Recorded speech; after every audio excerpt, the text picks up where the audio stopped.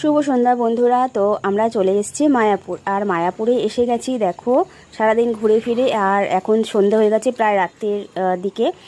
তো আমরা এখন যাচ্ছি রানাদার বিরিয়ানি খেতে। তো মায়াপুরে এসেছি, রানাদার বিরিয়ানি খাবো না, এটা কখনো হতে পারে বলো? তো দেখো মায়াপুরে এসে মন্দিরের যে সোজা রাস্তাটা, সেই সোজা রাস্তা ধরে আমরা কিন্তু হেঁটে হেঁটে চলে যাচ্ছি। ওই দেখো তোমাদের দাদা ভাই আর ছেলে কিন্তু হেঁটে আগে যাচ্ছে, আর আমি পেছনে আছি, ভিডিও করছি। আর এই দেখো যেতে যেতে কিন্তু পৌঁছেই গেলাম। আগে দেখলে তোমরা, ওটা হলো মাসির বিরিয়ানি, তোমরা শুনেছো। আর এই দেখো চলে আসলাম রানাদার বিরিয়ানি।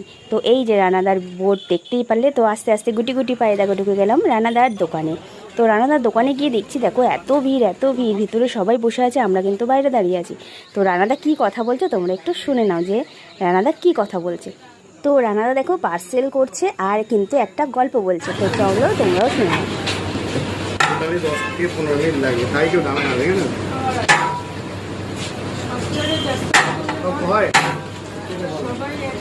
সবাই যদি বলে আমার দাও, সম্ভব।